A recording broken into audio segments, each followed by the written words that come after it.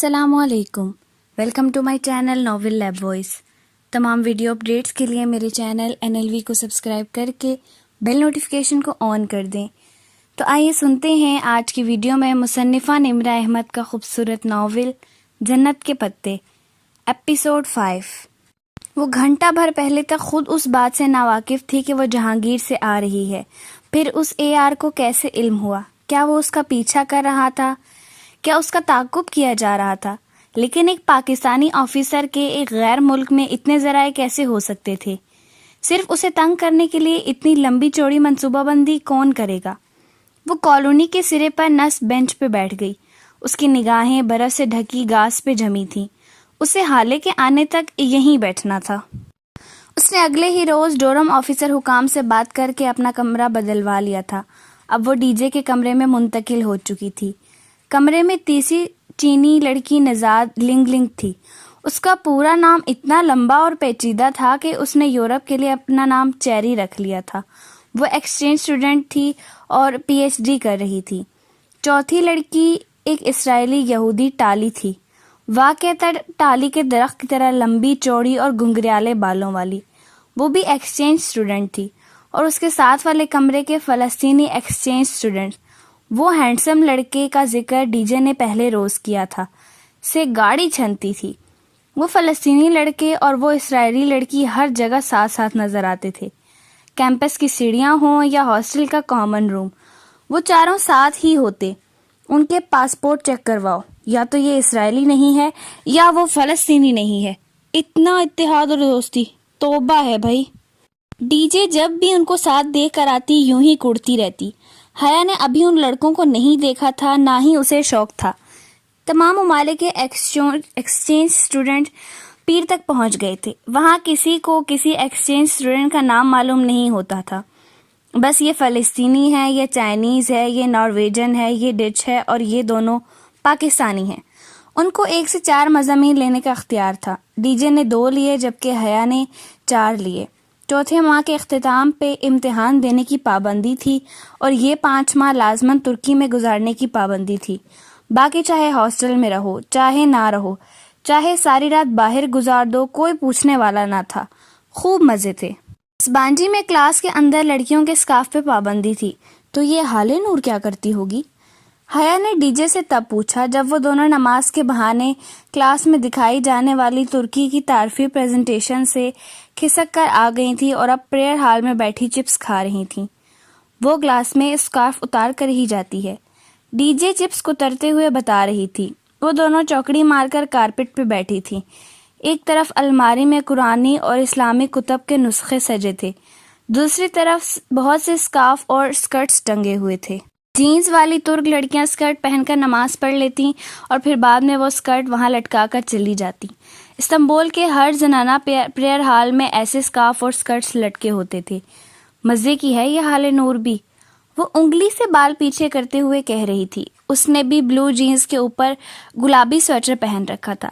پاکستان میں طائف فرقان کی ڈانٹ کے ڈر سے وہ جینز نہیں پہن سکتی تھی، لیکن شکر کہ یہاں وہ لوگ نہیں تھے اور وہ زندگی کو اپنی مرضی سے لطف اندوز ہو کر گزار رہی تھی۔ پرسوں تم اپنی پھوپھی کے گھر گئی تھی، کیسا ٹرپ رہا؟ اچھا رہا، پھوپھو نے پلاؤ بنایا تھا۔ وہ واقعی اتنا بد مزہ پکوان نہیں جتنا ہم سمجھے تھے، میں تو پہلے ہی کہہ رہی تھی۔ جب پریئر ہال میں خوب بور ہو گئیں تو باہر نکل آئیں۔ سرد نم ہوا دھیمی لے میں بہہ رہی تھی۔ ہری گھاس پہ اسپانجی کی گول سی عمارت پورے وقار کے ساتھ کھڑی تھی، جیسے ایک گولائی کی شکل میں بنے گھر کو ہیٹ پہنا دی جائے۔ شیشے کے اونچے داخلی دروازوں کے سامنے سیڑھیاں بنی تھیں، سیڑھیوں کے دونوں اطراف سبزہ پھیلا تھا۔ وہ دونوں فائلیں تھامے زینے اتر رہی تھی جب DJ نے اس کا شانہ ہلایا۔ جو آخری زینے پہ 3 لڑکے کھڑے ہیں، یہ وہی فلسطینی لڑکے ہیں، دیکھو ٹالی بھی ان کے ساتھ ہے۔ اس نے ہوا سے چہرے پہ آتے بال پیچھے ہٹائے اور دیکھا۔ وہ ہینڈسم اور خوش شکل سے لڑکے سیڑھیوں کے کنارے کھڑے باتوں میں مصروف تھے۔ آؤ ان سے ملتے ہیں۔ مجھے دلچسپی نہیں ہے، تم جاؤ، مجھے ذرا کام ہے۔ وہ کھٹ کھٹ زینہ اترتی آگے بڑھ گئی۔ DJ نے اسے نہیں پکارا، وہ ان فلسطینیوں کی جانب چلی گئی تھی اور وہ یہی چاہتی تھی۔ DJ سے دوستی اپنی جگہ، مگر فی الحال وہ خوب آزادی سے استنبول کو کھوجنا چاہتی تھی، اکیلی اور تنہا۔ قریباً گھنٹے بھر بعد وہ اپنے کمرے سے خوب تیار ہو کر نکلی اور پتھریلی سڑک پہ چلنے لگی۔ اس نے بلیو جینز کے اوپر ایک تنگ سٹائلش سا گھٹنوں تک آتا سرخ کوٹ پہن رکھا تھا۔ شدید سردی کے باوجود ننگے پاؤں میں 5 انچ اونچی سرخ ہیل پہن رکھی تھی۔ ریشمی بال ہوا سے شانوں پر اڑ رہے تھے اور گہرے کاجل کے ساتھ رس بھری کی طرح سرخ لپسٹک۔ اسے سرخ لپسٹک ہمیشہ سے پرکشش لگتی تھی اور آج اسے معلوم تھا کہ وہ بہت حسین لگ رہی ہے۔ بس سٹاپ آ چکا تھا جب بادل زور سے گرجے۔ یہ بس سٹاپ یونیورسٹی کے اندر ہی تھا۔ سپانجی کی ہیروئن گورسل تھی۔ گورسل بس سروس وہ سپانجی کے طلبہ کے لیے ہی چلتی تھی اور انہیں استنبول شہر تک لے جاتی تھی۔ حالی نے اسے گورسل کا شیڈیول رٹوا دیا تھا۔ جس دن تمہاری گورسل چھوٹی تمہیں حال نور بہت یاد آئے گی، اس نے سختی سے تاکید کرتے ہوئے کہا تھا۔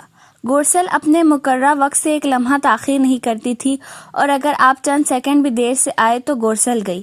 اب 2 گھنٹے بیٹھ کر اگلی گورسل کا انتظار کریں۔ جب وہ گورسل میں بیٹھی تو آسمان پہ سیاہ بادل اکٹھے ہو رہے تھے۔ جب گورسل نے باسفورس کا عظیم الشان پل پار کیا تو موٹی موٹی بوندیں پانی میں گر رہی تھیں، اور جب وہ ٹاکسم اسکوائر پہ اتری تو استنبول بھیگ رہا تھا۔ ٹاکسم اسکوائر استنبول کا ایک مرکزی چوک تھا۔ وہاں عین وسط میں اتاترک سمیت تاریخی شخصیات کے مجسمے نصب تھے۔ مجسمہ آزادی ایک طرف ہرا بھرا سا پارک تھا اور دوسری طرف میٹرو ٹرین کا زیر زمین اسٹیشن۔ وہ بس سے اتری تو بارش تڑا تڑ برس رہی تھی۔ موٹے موٹے قطرے اس پہ گر رہے تھے۔ وہ سینے پہ بازو لپیٹے تیز تیز سڑک پار کرنے لگی۔ گیلی سڑک پہ اونچی ہیل سے چلنا دشوار ہو گیا تھا۔ چند ہی لمحوں میں وہ پوری طرح بھیگ چکی تھی۔ زیر زمین میٹرو اسٹیشن تک جاتی وہ چوڑی سیڑھیاں سامنے ہی تھی۔ وہ تقریباً دوڑ کر سیڑھیوں کے دھانے تک پہنچی ہی تھی کہ چٹخ کی آواز آئی۔ وہ لڑکھڑائی اور گرتے گرتے بچی۔ اس کی دائیں سینڈل کی ہیل درمیان سے ٹوٹ گئی تھی۔ ٹوٹا ہوا 2 انچ کا ٹکڑا بس اٹکا ہوا ساتھ لٹک رہا تھا۔ اس نے خفت سے ادھر ادھر دیکھا۔ لوگ مصروف انداز میں چھتریاں تانے گزر رہے تھے۔ شکر کہ کسی نے دیکھا نہیں تھا۔ بارش اسی طرح برس رہی تھی۔ اس کے بال موٹی گیلی لٹوں کی صورت چہرے کے اطراف میں چپک گئے تھے۔ اس نے کوف سے ٹوٹے جوتے کے ساتھ زینہ اترنا چاہا مگر یہ ناممکن تھا۔ جھنجھلا کر وہ جھکی، جوتوں کے سٹرپس کھولے، پاؤں میں سے نکالے اور جوتے پکڑ کر سیدھی کھڑی ہوئی۔ نیچے ٹرین کے پہنچنے کا شور مچ گیا تھا۔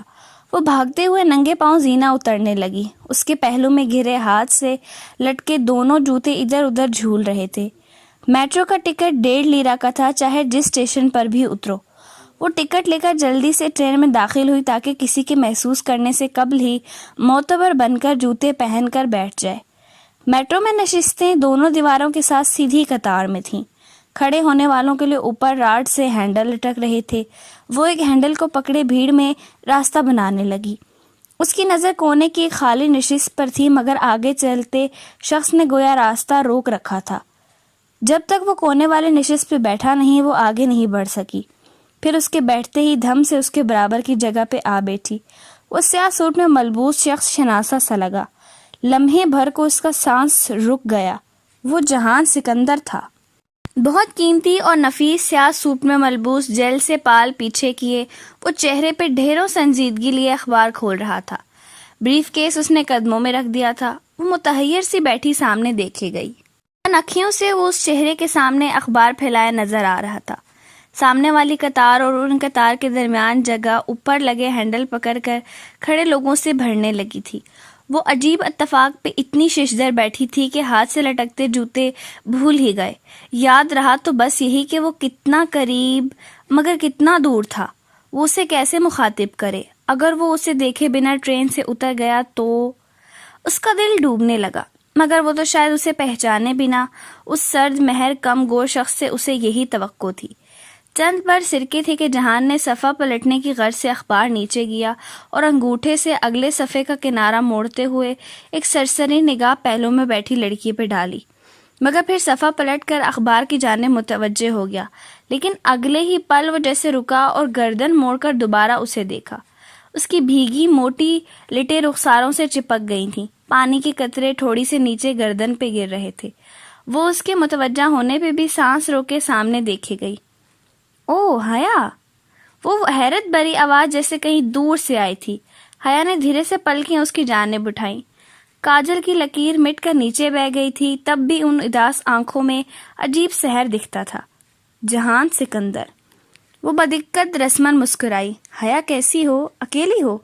کہنے کے ساتھ جہان نے ارد گرد نگاہ دوڑائی، وہاں کوئی مسافر حیا کا ہم سفر نہیں لگ رہا تھا۔ جی اکیلی ہوں، میں نے یہ بھی پوچھا ہے کہ کیسی ہو؟ مسکراتے ہوئے اپنائے سے کہتے وہ اخبار طے کرنے لگا۔ وہ جو اس کے لیے ہتھوڑی اور میخیں نہیں رکھ سکتا تھا، اب اخبار رکھ رہا تھا۔ یا خدا، یہ وہی جہان سکندر تھا۔ ممی تمہیں یاد کر رہی تھیں، تم پھر کب آؤ گی گھر؟ اخبار ایک طرف رکھ کر اب وہ پوری طرح حیا کی جانب متوجہ تھا۔ وہ یک ٹک اسے دیکھی گئی۔ بس شاید کچھ دن، کچھ کہنے کی صحیح میں اسے محسوس ہوا جہان کی نگاہیں اس کے ہاتھ پہ پھسلی تھیں، اور پیشتر اس کے کہ وہ چھپا پاتی وہ دیکھ چکا تھا۔ جوتے کو کیا ہوا ہے؟ اتنی سردی میں ننگے پاؤں بیٹھی ہو، لاؤ دکھاؤ جوتا۔ وہ خفا ہوا تھا یا فکر مند، اسے سوچنے کا موقع ہی نہ مل سکا۔ جہان جوتا لینے کے لیے جھکا تو اس نے بے بسی سے ٹوٹی والی ہیل سینڈل سامنے کی۔ یہ تو الگ ہونے والا ہے۔ اس کے ہاتھ سے جوتا لے کر اب وہ اسے الٹ پلٹ کر دیکھنے لگا۔ حیا نے بے چینی سے پہلو بدلا۔ جہان، رہنے دو، ٹھہرو، شاید یہ جڑ جائے۔ وہ جھک کر دوسرے ہاتھ سے بریف کیس میں سے کچھ نکالنے لگا۔ جہان، لوگ دیکھ رہے ہیں، یہ پکڑو ذرا۔ وہ سیدھا ہوا اور جوتا حیا کو تھمایا، پھر ہاتھ میں پکڑا ٹیپ کھولا، کافی لمبا سا اسٹرپ کھول کر دانت سے کاٹا۔ حیا نے جوتا سامنے کیا، اس نے احتیاط سے ہیل کے نچلے لٹکتے حصے کو اوپر کے ساتھ جوڑا اور اس کے گرد چکروں میں ٹیپ لگاتا گیا۔ اب پہنو۔ مرہم شدہ سینڈل کو اس نے جھک کر حیا کے قدم میں رکھا۔ حیا نے اس میں پاؤں ڈالا اور اسٹرپ بند کرنے جھکے ہی دی کہ زور پڑنے سے دوبارہ چٹک ہوا ہیل کا ٹوٹا حصہ سرے سے ہی الگ ہوا۔ اوہ، وہ متاسف ہوا۔ کوئی بات نہیں۔ حیا کو شرمندگی نے آن گھیرا تھا۔ یہ وہ سرد مہر اور تلخ جہان نہیں بلکہ کوئی اپنا سا شخص تھا، اور وہ جواب دینے کے بجائے جھک گیا تھا۔ حیا نے گردن تیچھی کر کے دیکھا، وہ اپنے بوٹ کا تسمہ کھول رہا تھا۔ اس سے پہلے کہ وہ اسے روک پاتی جہان اپنے بوٹ اتار چکا تھا۔ پہن لو، باہر ٹھنڈ ہے، سردی لگ جائے گی۔ اب وہ جرابیں اتار کر اپنے بریف کیس میں رکھ رہا تھا۔ اس کا انداز عام سا تھا، جیسے وہ روز ہی میٹرو میں کسی نہ کسی کو اپنے جوتے دے دیتا ہو۔ نہیں، رہنے دو، میں ابھی مارکیٹ سے نیا لے لوں گی۔ مگر تم کیا کرو گے؟ تم تو آفس جا رہے ہو نا؟ جہان نے ذرا سا مسکرا کر اس بات میں سر ہلایا۔ آفس کے کام سے سسلی جا رہا ہوں۔ پھر میں تمہیں جوتے واپس کیسے کروں گی؟ پتہ نہیں کب تمہارے گھر آؤں، اور تم ابھی اکیلی کہیں نہیں جا رہی۔ اگلا اسٹیشن سسلی ہے، ادھر ہم ساتھ مال سے جوتا خریدیں گے، پھر میں اپنا بوٹ واپس لے لوں گا۔ مگر تمہارے آفس کا کام؟ میں ننگے پاؤں کام پر جا کر کیا کروں گا؟ وہ دھیرے سے مسکرایا۔ وہ پہلی بار حیا کے لیے مسکرایا تھا۔ وہ یک ٹک کاجل کی مٹی سیاہی والی آنکھوں سے اسے دیکھے گئی۔ اس کے چہرے سے چپکی لٹیں اب سوکھنے لگی تھیں اور تھوڑی سے گرتے پانی کے قطرے خشک ہو چکے تھے۔ جوتے پہن لو، لوگ اب بھی دیکھ رہے ہیں۔ وہ چونکی، پھر خفیف سا سر جھٹکا اور دوہری ہو کر بوٹ پہننے لگی۔ وہ جب بھی سمجھتی تھی کہ جہان لا تعلقی سے بیٹھا اس کی بات نہیں سن رہا، وہ اس کو وہی فکرہ لوٹا دیا کرتا تھا۔ وہ سیدھی ہوئی تو جہان اخبار کھول چکا تھا۔ عجیب دھوپ جھاؤں سے ایسا شخص تھا۔ سسلی کے اسٹاپ پہ میٹرو سے اترتے وقت حیا نے دیکھا جہان بہت آرام سے اس کے آگے ننگے پاؤں چل رہا تھا۔ اس کے انداز میں کوئی خفت، کوئی جھجک نہ تھی۔ دونوں خاموشی سے سیڑھیاں چڑھنے لگے۔ چند زینے بعد ہی اوپر سیڑھیوں کے اختتام پہ سڑک اور کھلا آسمان دکھائی دینے لگا۔ وہ جہان کے دائیں طرف تھی۔ آخری سیڑھی چڑھتے ہوئے اس نے دیکھا زمین پہ ایک کیل نکلی پڑی تھی۔ اس سے پیشتر کہ وہ مطلع کر پاتی جہان کا پاؤں اس کیل کے نوکدار حصے پہ آیا۔ جب اس نے دوبارہ پاؤں اٹھایا تو اس کی ایڑی سے خون کی ننھی سی بوند نکل گئی تھی۔ اس نے بے اختیار جہان کے چہرے کو دیکھا۔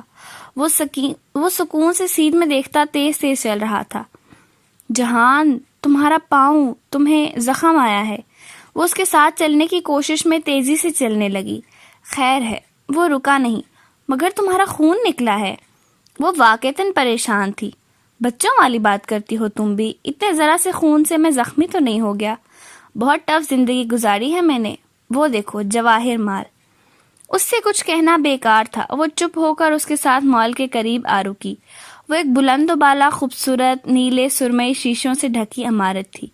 اس کے اوپر بڑا سا ستارہ اور اطراف میں چھوٹے ستارے بنے تھے۔ بڑے ستارے کے اوپر سہاویر مال لکھا تھا اور جہان ترکوں کی طرح سی کو جے پڑھ رہا تھا۔ یہ جواہر مال ہے، یورپ کا سب سے بڑا اور دنیا کا چھٹا بڑا شاپنگ مال، وہ فخر سے بولا تھا۔ جواہر اندر سے بھی اتنا ہی عالیشان تھا، سفید ٹائلوں سے چمکتے فرش، اوپر تک نظر آتی 5 منزلوں کے برآمدے، اور ہر مال کی طرح وہ درمیان سے کھوکھلا تھا۔ عین وسط میں ایک اونچے کھجور کے درخت ٹاورز کی طرح لگے تھے، اور یہ روشنیوں کمکموں سے مزین ٹاور 5ویں منزل کی چھت تک جاتے تھے۔ وہ مسحور سی گردن اٹھائے اوپر 5ویں منزل کی بالکونیاں دیکھ رہی تھی، جہاں انسانوں کا ایک بے فکر ہنستا مسکراتا ہجوم ہر سو بکھرا تھا۔ رنگ، خوشبو، عمارت، چمک، وہ یورپ تھا۔ جوتے خرید کر وہ دونوں اوپر چلے آئے۔ حیا نے جوتوں کا بل بنواتے جلدی سے ادائیگی کر دی تاکہ جہان کو موقع ہی نہ مل سکے۔ وہ اس پہ خفا ہوا مگر حیا پرسکون تھی۔ حال نور سمیت وہ کسی بھی ترک سے کچھ بھی لینے میں آر نہیں سمجھتی تھی، مگر جہان سکندر کا احسان کبھی نہیں۔ 4تھی منزل کی دکانوں کے آگے بنی چمکتی بالکونی میں وہ دونوں ساتھ چل رہے تھے۔ لوگوں کے رش میں رستہ بناتی حیا کو جہان کی رفتار سے ملنے کے لیے تقریباً بھاگنا پڑ رہا تھا، پھر بھی وہ پیچھے رہ جاتی اور وہ آگے نکل جاتا۔ وہ اس کا ساتھ دینے کی کوشش میں اب تھکنے لگی تھی۔ شاید یہی ان کی زندگی کی کہانی تھی۔ جہان نے ایک شیشے کا دروازہ کھولا اور ایک طرف ہٹ کر راستہ دیا۔ Thank you. وہ سرخ کوٹ کی جیبوں میں ہاتھ ڈالے مسکراتی ہوئی اندر داخل ہوئی۔ وہ اس کے پیچھے آیا۔ وہ ریسٹورنٹ تھا، نرم گرم ماحول، ہیٹر اور باہر کے سلما کی ملی جلی خنکی، مدھم روشنیاں، پیچھے بجتا دھیما میوزک۔ آرڈر کرو۔ وہ ایک کونے والی میز کے گرد آمنے سامنے بیٹھ گئے تو جہان نے کہا۔ اپنا کوٹ اتار کر اس نے کرسی کی پشت پہ رکھ دیا اور اب وہ کف کھول کر آسین موڑ رہا تھا۔ مگر یہ دعوت کس خوشی میں ہے؟ حیا دونوں کونیاں میز پہ ٹکائے، دائیں ہتھیلی ٹھوڑی تلے ٹکائے دلچسپی سے اسے دیکھ رہی تھی۔ چہرے کے دونوں اطراف میں گرتے بال اب خاصے سوکھ گئے تھے۔ تمہارے اس خوبصورت کوٹ کی خوشی میں، اور یہ دعوت میری طرف سے ہے، اب آرڈر کرو۔ حیا نے گردن جھکا کر ایک سرسری نگاہ اپنے کوٹ پہ ڈالی۔ مگر دعوت تمہاری طرف سے ہے تو آرڈر تمہیں ہی کرنا چاہیے۔ اس نے بات نظر انداز کر دی کہ شاید وہ مذاق کر رہا ہے۔ ٹھیک ہے۔ جہان نے مینیو کارڈ اٹھایا اور صفحے پلٹنے لگا۔ وہ محو سی اس کے وجیح چہرے کو دیکھی گئی۔ کیا وہ جانتا تھا کہ وہ اس کی بیوی ہے؟ اتنی بڑی بات وہ نہ جانتا ہو، کیا یہ ممکن تھا؟ اس روز تم نے بہت غلط بات کی تھی جہان، مجھے تم پہ بہت غصہ آیا تھا۔ جب وہ آرڈر کر چکا وہ یوں ہی بند مٹھی تھوڑی تلے ٹکائے اسے تکتے ہوئے بولی۔ میں نے کیا کیا تھا؟ وہ حیران ہوا۔ پتہ نہیں کس نے میرے نام وہ پھول بھیجے اور تم نے کہا کہ میرا ویلنٹائن۔ میں ایسی لڑکی نہیں ہوں جہان، نہ ہی میں جانتی ہوں کہ وہ پھول کس نے بھیجے تھے۔ اوکے۔ جہان نے سمجھنے والے انداز میں اپنے سر کو جنبش دی، مگر وہ جانتی تھی اسے یقین نہیں آیا۔ ریسٹورنٹ میں گہما گہمی تھی۔ ارد گرد ویٹرز میزوں کے درمیان راستہ بناتے ٹرے اٹھائے تیزی سے پھر رہے تھے۔ پس منظر میں موسیقی کے سر بدل گئے تھے۔ اب ایک ترک گلوکار دھیمی لے والا گیت گنگنا رہا تھا۔ ویسے تم صبح صبح کہاں جا رہی تھی؟ میں یہیں سسلی ہی آ رہی تھی، شاپنگ وغیرہ کرنے۔ ویٹر کافی لے آیا تھا اور اب ان دونوں کے درمیان جھکا ٹرے سے دوسرا کپ اٹھا کر میز پر رکھ رہا تھا۔ بہادر لڑکی ہو، اکیلی گھوم پھر لیتی ہو۔ جہان نے مسکرا کر کہتے ہوئے اپنی کافی میں شکر ڈالی۔ استنبول میں یہ بہادری مہنگی تو نہیں پڑے گی؟ مطلب؟ کافی کا بھاپ اڑاتا ہوا کپ لبوں سے لگاتے ہوئے جہان کی آنکھوں میں الجھن ابھری۔ اس نے ایک گھونٹ بھر کر کپ نیچے رکھا۔ مطلب ڈرگ مافیا، آرگنائزڈ کرائم اور اسٹیٹ سیکرٹ آرگنائزیشن جیسی ترکیبات سے واسطہ تو نہیں پڑے گا؟ وہ کوہنیاں میز پر رکھے ہوئے آگے آئی اور چہرے پہ سادگی سجائے آہستہ سے بولی، کیونکہ سنا ہے یہاں ان سب سے پالا پڑ سکتا ہے۔ کس سے سن لی تم نے ایسی خوفناک باتیں؟ جہان نے مسکرا کر سر جھٹکا۔ تم بتاؤ یہ پاشا کون ہے؟ پاشا کو نہیں جانتی تو ترکی کیوں آئی ہو؟ مصطفیٰ کمال پاشا یا کمال اتاترک، وہ ترکوں کا باپ تھا۔ وہ نہیں، میں استنبول کے پاشا کی بات کر رہی ہوں، عبد الرحمن پاشا کی۔ کافی کا کپ لبوں تک لے جاتے ہوئے جہان نے رک کر ناسمجھی سے دیکھا۔ کون؟ کافی سے اڑتی بھاپ لمحے بھر کے لیے اس کے چہرے کو ڈھانپ گئی۔ ایک بھارتی اسمگلر جو یورپ سے ایشیا اسلحہ اسمگل کرتا ہے۔ کم آن!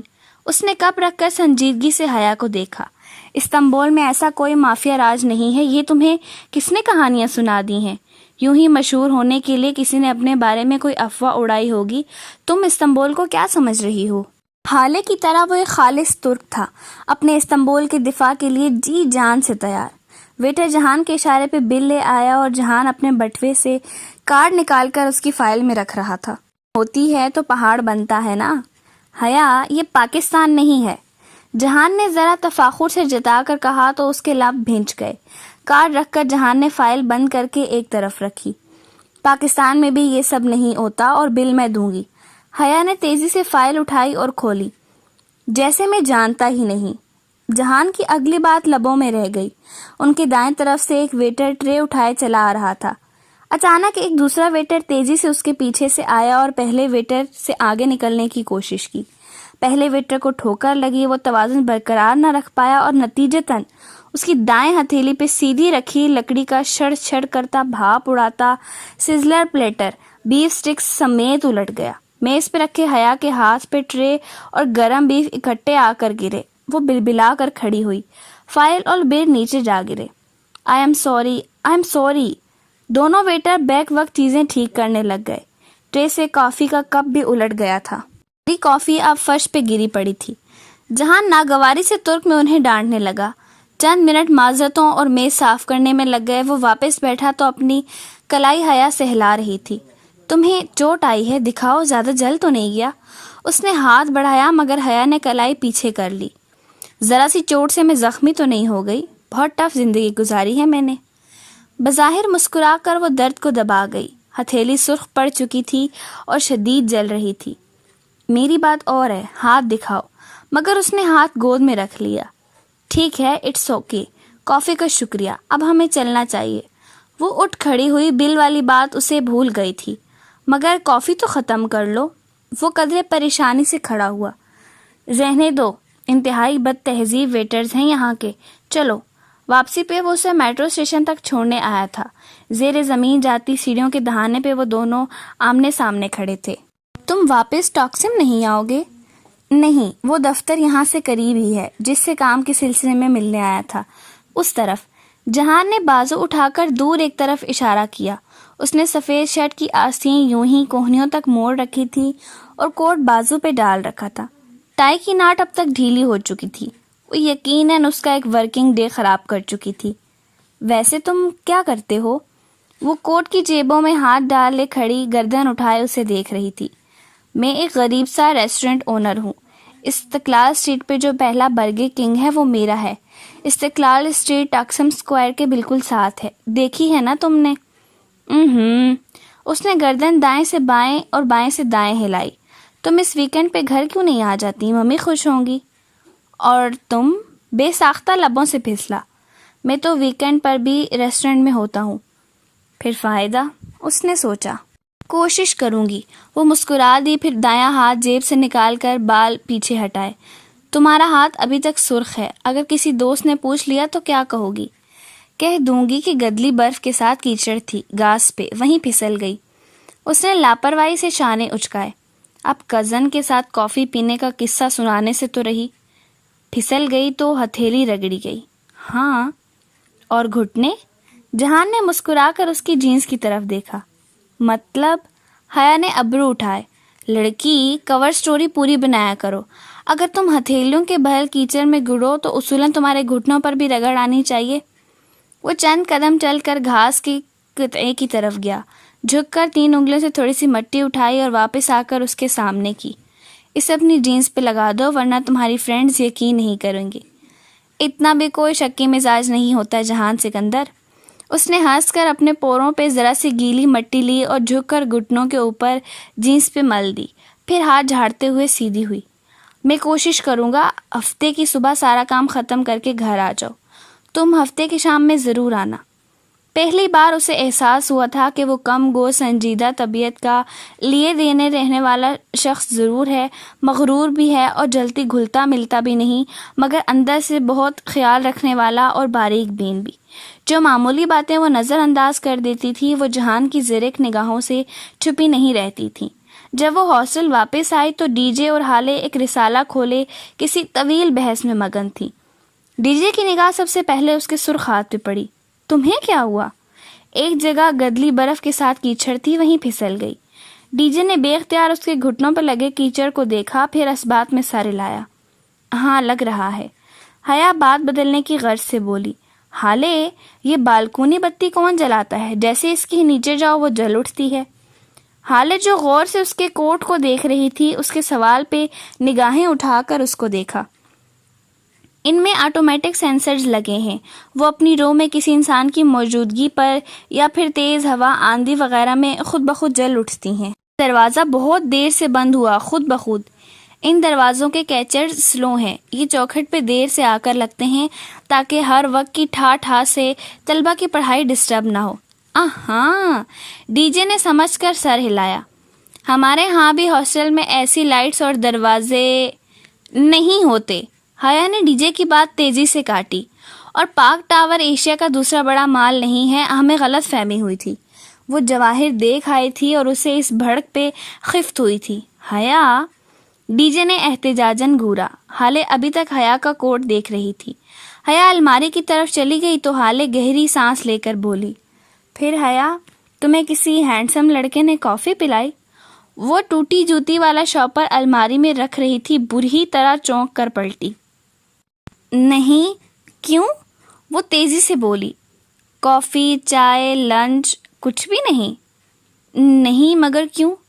تم عقل مند جو سرخ کوٹ پر پہن کر گئی تھی شہر کی سیر پہ استنبول میں، اگر اتنا زیادہ سرخ رنگ پہن کر اور ہیوی میک اپ کر کے باہر نکلا جائے تو اس کا ایک ہی مطلب ہوتا ہے کہ…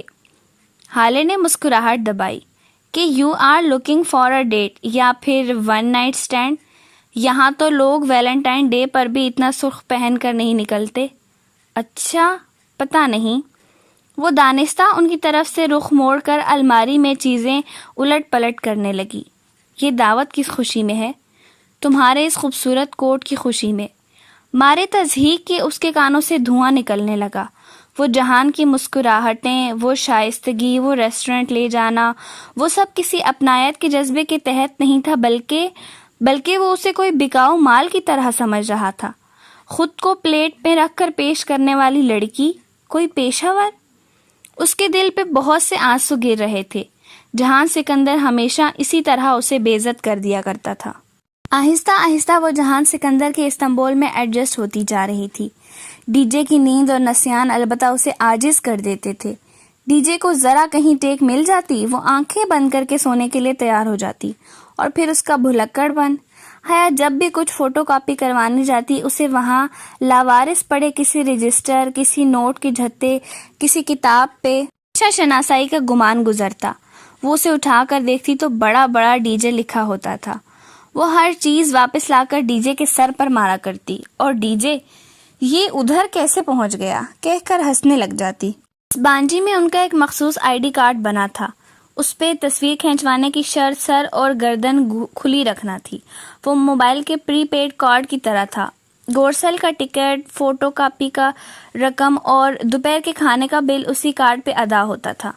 اس میں موبائل کے ایزی لوڈ کی طرح بیلنس ڈلوایا جاتا تھا۔ انہیں ان 5 ماہ میں ہر مہینے 1000 یوروز کا اسکالرشپ ملنا تھا، مگر چند تکنیکی مسائل کے باعث کسی بھی اسکالرشپ ایکسچینج اسٹوڈنٹ کے فروری کے 1000 یوروز نہیں آئے تھے۔ امید تھی کہ مارچ میں اکٹھے 2000 مل جائیں گے اور پھر آگے ہر مہینے باقاعدگی سے ملا کریں گے۔ تب تک پاکستان سے آئی رقم سے گزارا کرنا تھا۔ سو آج کل سب ایکسچینج اسٹوڈنٹس کا ہاتھ تنگ تھا۔ دوپہر کا کھانا وہ اسپانجی کے ڈائننگ ہال میں کھاتی تھیں۔ رات کا کھانا اپنے کمرے میں خود بنانا ہوتا۔ ہر بلاک میں ایک کچن تھا جہاں پر ہر اسٹوڈنٹ اپنا ناشتہ اور رات کا کھانا تیار کرتا تھا۔ مسئلہ یہ تھا کہ وہاں پر طلباء کے لیے خصوصی ڈیزائن کردہ چولہے تھے۔ اس خطرے کے پیش نظر کہ کہیں کوئی پڑھائی میں مگن چولہے پہ کچھ رکھ کر بھول جائے یا گیس کھلی چھوڑ دے اور نقصان ہو، وہ چولہے آٹومیٹک تھے۔ ہر 15 منٹ بعد جب چولہا خوب گرم ہو جاتا تو خود بخود بند ہو جاتا، پھر 5 منٹ بعد دوبارہ جل اٹھتا۔ ان کو بند ہونے سے روکنے کا کوئی طریقہ نہ تھا اور ایسے بیکار چولہوں پہ دیسی کھانے پکانا ناممکن تھا۔ ہاسٹل کے بلاکس کے قریب ہی ایک بہت بڑا لگژری سپر سٹور دیا سا تھا۔ دیا اس کا نام تھا اور سا ترک میں اسٹور کو کہتے تھے۔ وہ دونوں دیا اسٹور سے راشن لاتی اور بل آدھا آدھا تقسیم کر لیتی. ایک رات حیا کھانا بناتی اور وہ بہت اچھا سا دیسی کھانا ہوتا. دوسری رات ڈی جے کی باری ہوتی اور جو وہ بناتی وہ کچھ بھی ہوتا مگر کھانا نہ ہوتا. ڈی جے میں یہ تمہارے سر پہ الٹ دوں گی. وہ جب بغیر بھنی ابلی ہوئی سبزی کا سالن دیکھتی یا پھر ابلے چاولوں پہ آملیٹ کے ٹکڑے تو ڈی جے پہ خوب چلایا کرتی تھی. اور پھر ترکی کے مسالے، وہ اتنے پھیکے ہوتے کہ حیا 4 چمچے بھر کے سرخ مرچ ڈالتی تو بمشکل ذرا سا ذائقہ آتا. کھانے اس کے بھی پھیکے ہوتے مگر ڈی جے سے بہتر تھے. البتہ اپنے کمرے میں روز صبح جب ہوتی تو ڈی جے بنک کی سیڑھیاں پھلانگ کر اترتی اور اسی طرح نہار منہ کھڑکی میں کھڑی ہو جاتی. پھر پٹ کھول کر باہر چہرہ نکال کر زور سے آواز لگاتی، گڈ مارننگ ڈی جے. اور جواب میں دور کسی بلاک سے ایک لڑکا زور سے پکارتا، ٹی بے. غالباً وہ ڈی جے کے الفاظ ٹھیک سے سمجھ نہیں پاتا تھا. ڈی جے روز صبح صبح یہی عمل دہراتی. اس کے ٹی بے کہنے کے بعد وہ پکارتی ذلیل، اور وہ لڑکا جواباً چلاتا دادی. اس کے بعد حیا کمبل سے منہ نکال کر کشن اٹھاتی اور ڈی جے کو زور سے دے مارتی. یوں اس کی اور اس ان دیکھے لڑکے کی گفتگو اختتام پذیر ہوتی. گھر روز ہی بات ہو جاتی تھی. البتہ موبائل کے رجسٹریشن میں مسئلہ ہوا تھا. ڈی جے کا تو رجسٹر ہو گیا مگر حیا کے ساتھ ہوا یوں کہ اس کے پاسپورٹ پہ جہاں انٹری کی تاریخ 5 فروری لکھی تھی وہاں پر اوپر آفیسر کے دستخط کے باعث 5 کا ہندسہ بظاہر 6 لگ رہا تھا. تاریخ کا ذرا سا فرق مشکل پیدا کرنے لگا اور اس کا فون رجسٹر نہ ہو سکا. وہ ترک سم اس پہ استعمال نہیں کر سکتی تھی کیونکہ ہفتے کے بعد غیر رجسٹر فون پہ ترک سم بلاک ہو جاتی تو حالے نے اسے اپنا ایک پرانا موبائل سیٹ لا دیا. وہ اس بدصورت موٹے بھدے فون کو برداشت کرنے پہ مجبور ہو گئی. اپنے موبائل پہ اس نے پاکستانی سم لگا دی تھی اور وہ رومنگ پہ ٹھیک چل رہا تھا. تمہارا کہاں کا پلان ہے؟ حیا نے چاولوں کی پلیٹ میں چمچ بھرتے ڈی جے سے پوچھا. یہ پلاؤ اس کا اور ڈی جے کا مرغوب ترین کھانا بن چکا تھا اور ساتھ ترک کوفتے اور پھلوں کا سلاد. وہ دونوں آمنے سامنے ڈائننگ ہال میں بیٹھی جلدی جلدی کھانا کھا رہی تھیں. میں سسلی جانا چاہتی ہوں شاپنگ وغیرہ کے لیے، اور تم تو اپنی پھپھو کے گھر جاؤ گی نا. ڈی جے کوفتے کے سالن میں سے تیل نکال کر دوسرے پیالے میں ڈال رہی تھی. وہ یوں ہی ہر سالن میں سے تیل نکالا کرتی تھی. تلی ہوئی چیزوں کو اخبار میں لپیٹ کر دباتی اور پھر کھاتی. ہاں، اور تم ہڈیوں کا ڈھانچہ اسی لیے ہو. حیا نے رک کر ناگواری سے اس کے عمل کو دیکھا. وہ بنا اثر لیے اوپر آیا تیل دوسرے پیالے میں انڈیلتی رہی. ڈائننگ ہال بے حد وسیع اور عریض تھا. ہر سو زرد روشنیاں جگمگا رہی تھیں. وہاں 2 لمبی سی قطاروں میں مستطیل میزیں لگی تھی اور ان دونوں قطاروں کے چاروں طرف کرسیوں کی سرحد بنی تھی. ہر طرف گہما گہمی رش اور شور سا تھا. دفتن پلیٹ کے ساتھ رکھا حیا کا موبائل بج اٹھا. اس نے چمچہ پلیٹ میں رکھا اور نیپکن سے ہاتھ صاف کرتے ہوئے چمکتی اسکرین کو دیکھا. تایا فرقان ہوم کالنگ. حیا، ارم بول رہی ہوں. ارم کیسی ہو؟ نوالا منہ میں تھا اس لیے اس کی پھنسی پھنسی سی آواز نکلی. ٹھیک، تم سناؤ؟ ارم کی آواز میں ذرا بے چینی تھی. سب خیریت ہے، تم بتاؤ کوئی بات ہوئی ہے کیا؟ نہیں، ہاں سنو ایک بات تھی. ارم کی آواز دھیمی سرگوشی میں بدل گئی. کہو، میں سن رہی ہوں. حیا نے آہستہ سے چمچہ رکھا اور نیپکن سے لبوں کو دبایا. اس کے ذہن کے پردے پہ وہ ویڈیو ابھری تھی. وہ یار عجیب سی بات ہے مگر تم ابا وغیرہ کو نہ بتانا. اصل میں کل شام جب میں یونیورسٹی سے واپس آئی تو گیٹ کے قریب ایک خواجہ سرا تھا. اس نے مجھے روکا. حیا بالکل دم سادھے سنی گئی. پل بھر کو اسے ڈائننگ ہال کی آوازیں آنا بند ہو گئی تھیں. اس کی سماعت میں صرف ارم کے الفاظ گونج رہے تھے. پہلے تو میں ڈر گئی مگر اس نے کوئی غلط حرکت نہیں کی تو مجھے تسلی ہوئی. وہ مجھ سے تمہارا پوچھ رہا تھا کہ حیا باجی کہاں ہیں اور کیسی ہیں، امریکہ پہنچ گئی خیریت سے. میں نے بتایا کہ وہ امریکہ نہیں ترکی گئی ہے. پھر وہ کہنے لگا کہ میں تمہیں اس کا سلام اور وہ جھجکی اور دعا دے دوں. اور کچھ نہیں مگر تم ابا وغیرہ کو مت بتانا کہ میں خواجہ سرا سے بات کی ہے. یہ بات تمہیں اس سے مخاطب ہونے سے قبل سوچنی چاہیے تھی. بہرحال میں نہیں جانتی وہ کون ہے. کیا نام بتایا اس نے اپنا؟ ڈولی. پتہ نہیں کون ہے. آئندہ ملے تو بات نہ کرنا بلکہ نظر انداز کر کے گزر جانا. مزید چند باتیں کر کے اس نے فون رکھ دیا اور دوبارہ پلیٹ کی طرف متوجہ ہو گئی. ویسے تمہاری پھپھو کا کوئی ہینڈسم بیٹا ہے؟ ڈی جے نیپکن سے ہاتھ صاف کر کے مگن سے انداز میں پوچھ رہی تھی. اس کا ہاتھ رک گیا. وہ چونک کر اسے دیکھنے لگی. کیوں؟ تمہاری چمک دھمک دیکھ کر یہ خیال آیا. ڈی جے نے مسکراہٹ دباتے اپنی اینک انگلی سے پیچھے کی. حیا نے یوں ہی چمچہ پکڑے گردن جھکا کر خود کو دیکھا. پاؤں کو چھوتے زرد فراک اور چوڑی دار پاجامے میں ملبوس تھی. فراک کی زرد شیفون کی تنگ چوڑی دار آستینیں کلائی تک آتی تھیں. شیفون کا دوپٹہ اس کی گردن کے گرد لپیٹ رکھا تھا. بال حسب عادت سمیٹ کر دائیں کندھے پہ آگے کو ڈال رکھے تھے. ہاں ہے ایک بیٹا، مگر شادی شدہ ہے. وہ لاپرواہی سے شانے اچکا کر پلیٹ میں پڑا کوفتہ کانٹے سے توڑنے لگی. سارا مزہ ہی کرکرا کر دیا. او ڈی جے، یہ کیا؟ وہ ڈی جے کے پیچھے کچھ دیکھ کر رکی تھی. کوفتہ ہے اور کیا؟ ڈی جے نے کانٹے میں پھنسے کوفتے کو دیکھ کر کہا. اوفو، اپنے پیچھے دیکھو، اس نے جھنجھلا کر کہا تو ڈی جے نے گردن موڑی. وہاں ایک قدرے فربہی مائل لڑکی چلتی آ رہی تھی. حیرت انگیز بات یہ تھی کہ وہ شلوار قمیض اور دوپٹے میں ملبوس تھی. اس بانجی میں ہم وطن؟ ڈی جے نے بے یقینی سے پلکیں جھپکی. اگلے ہی پل وہ دونوں اپنے اپنے کوٹ اٹھا کر کھانا چھوڑ کر اس کی طرف لپکی تھیں. وہ لڑکی اپنی کتابیں سنبھالتی چلی آ رہی تھی. ان دونوں کو دیکھ کر ٹھٹکی. وہ ڈی جے کی شلوار قمیض اور حیا کا فراک پاجامہ بے یقینی سے دیکھ رہی تھی اور وہ دونوں اس کی شلوار قمیض. آپ پاکستانی ہیں؟ حیا پرجوش سی اس کے پاس گئی. ڈی جے ذرا سا پیچھے تھی. نہیں، میں انڈین ہوں. ڈی جے ڈھیلی پڑ گئی. رہنے دو حیا، مجھے ابھی ورلڈ کپ کا غم نہیں بھولا. اس نے سرگوشی کی. 3 سال پہلے مصباح الحق کا آخری بال پہ آؤٹ ہونا ڈی جے کو کبھی نہیں بھولتا تھا. حیا نے زور سے اپنا پاؤں ڈی جے کے جوتے پر رکھ کر دبایا. ہم پاکستانی ایکسچینج اسٹوڈنٹس ہیں، حیا سلیمان اور یہ خدیجہ رانا. آپ؟ میں انجم ہوں. میں اور میرے ہسبینڈ پی ایچ ڈی کر رہے ہیں اور ہم دونوں یہاں پڑھاتے بھی ہیں. ادھر فیکلٹی میں ہمارا ڈپارٹمنٹ ہے، وہیں رہتے ہیں ہم. کبھی آؤ نا ادھر. انجم ان دونوں سے زیادہ پرجوش ہو گئی تھیں. شیور انجم باجی. ڈی جے ان کا مسلمان ہونا سن کر پھر سے خوش ہو گئی تھی. وہ تینوں کافی دیر وہاں کھڑی باتیں کرتی رہیں اور جب ڈی جے کو یاد آیا کہ گورسر نکلنے میں 5 منٹ ہیں تو انجم باجی کو جلدی سے خدا حافظ بول کر وہ اپنا کوٹ ہاتھوں میں پکڑے باہر بھاگیں. وہ ٹاکسم کے پارچ میں سنگی بنچ پہ بیٹھی تھی. اس نے اپنا لمبا سفید اونی کوٹ اب زرد فراق پہ پہن لیا تھا اور سر جھکائے ہاتھ میں پکڑی شکن زدہ چٹ پہ سبین پھپھو کا نمبر موبائل پہ ملا رہی تھی. ابھی تک اس نے اس نمبر کو موبائل میں محفوظ نہیں کیا تھا.